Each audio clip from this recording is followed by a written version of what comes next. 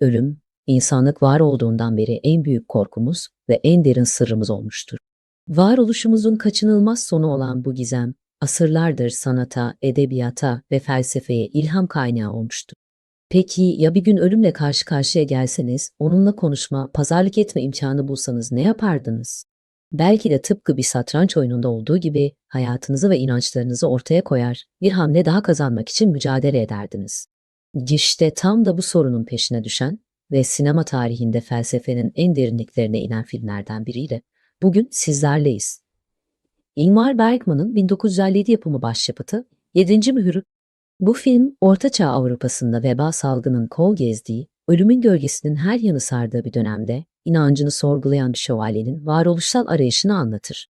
Film, sadece bir dönem draması değil, aynı zamanda insanın Tanrı, ölüm ve yaşamın anlamı üzerine kurduğu tüm varsayımları sorgulayan, zamanlar ötesi bir felsefi deneyim sunar.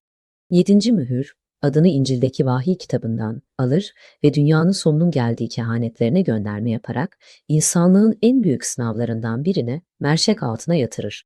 Videoya geçmeden önce, eğer sinemadan bilime, kitaplardan felsefeye uzanan bu tarz derin yolculukları ve analizleri kaçırmak istemiyorsanız, şimdi kanala abone olabilirsiniz. Hazırsanız başlayalım. Uyarı, spoiler içerir. Filmin hikayesi, Haçlı seferlerinden memleketi İsveç'e dönen şövalye, Antonius Blok ve alaycı yaveri Jöns ile başlar. Onları karşılayan ilk şey, her yanı kasıp kavuran kara veba salgını ve ölümün ta kendisidir. Şafakta uyanan Blok, sahilde karşısında pelerinli, soluk yüzlü bir figür görür. Ölüm. Ölüm, Blok'un zamanının geldiğini söyler. Ancak Blok son bir kez daha yaşamın anlamını bulmak, şüphelerini gidermek ve bir anlamda Tanrı'nın varlığını kanıtlamak için ölüme bir teklifte bulunur. Ölümle satranç oynamak. Oyun devam ettikçe Blok yolculuğuna devam eder. Bu esnada Jof adında Meryem Ana ve İsa'yı rüyalarında gören ve masumiyetin temsilcisi olan bir gezgin ve karısı Maya ile tanışır. Jof'un berrak gözlerinden dünyayı gören Mia ve küçük oğullarıyla birlikte yaşamın basit güzelliklerini ve anlamsızlığa karşı direnişini temsil ederler. Blok, onların yanında kısa süreli bir huzur bulur ve hayatında ilk kez gülümsediğini fark eder. Yolculukları sırasında bir kiliseye sığınırlar. Blok, orada bir fresk boyayan keşişle konuşur, aslında keşiş kılığına girmiş ölüm ile. Bu sahne, Blok'un inanç sorgulamasının derinliğini gösterir. Tanrı'ya ulaşmak için can atan, ancak sessizlikle karşılaşan bir adamın çaresizliğini yansıtır. Yolda karşılaştıkları insanlar, vebanın getirdiği çaresizliğin ve fanatizmin farklı yüzlerini sergiler, kendini kırbaçlayan dindarlar, cadılıkla suçlanan ve yakılan masum bir genç kız, hayatın son demlerinde hırsızlık yapan veya zevk peşinde koşan figür. Her biri ölümün gölgesinde farklı tepkiler veren insanlığın birer yansımasıdır.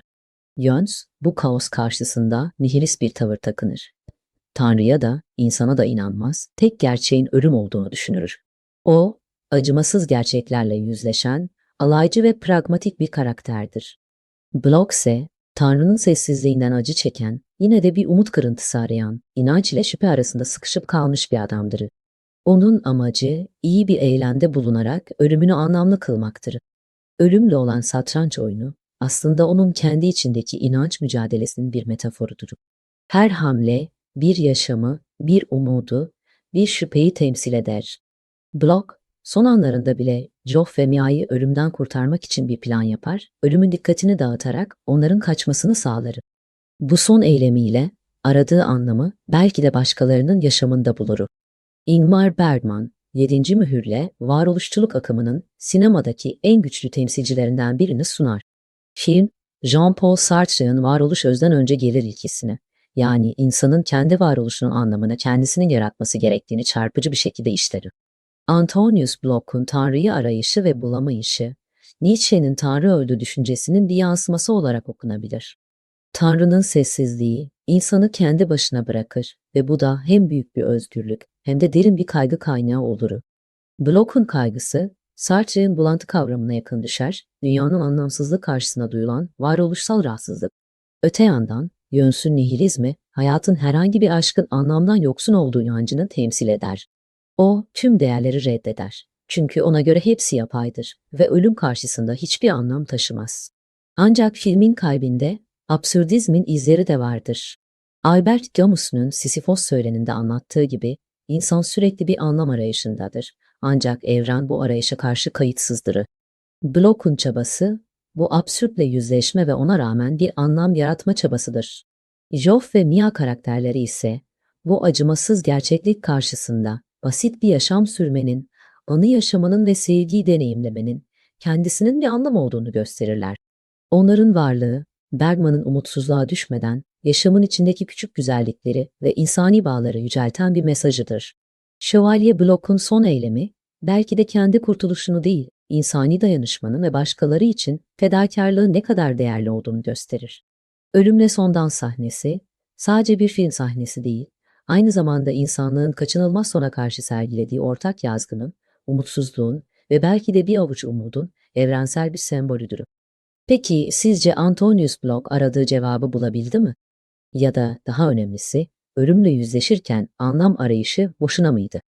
Düşüncelerinizi merak ediyorum. Yorumlarda buluşalım.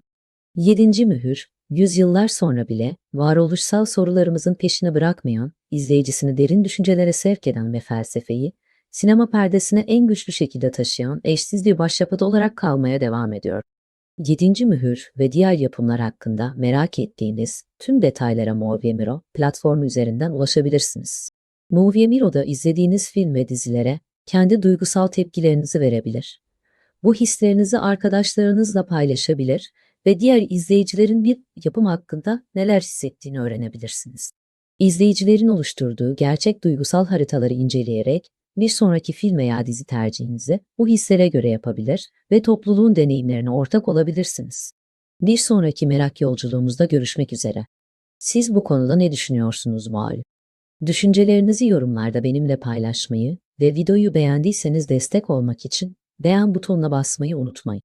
Ekrandaki önerilen videolara tıklayarak yeni bir incelemeye hemen başlayabilirsiniz. Hoşça kalın.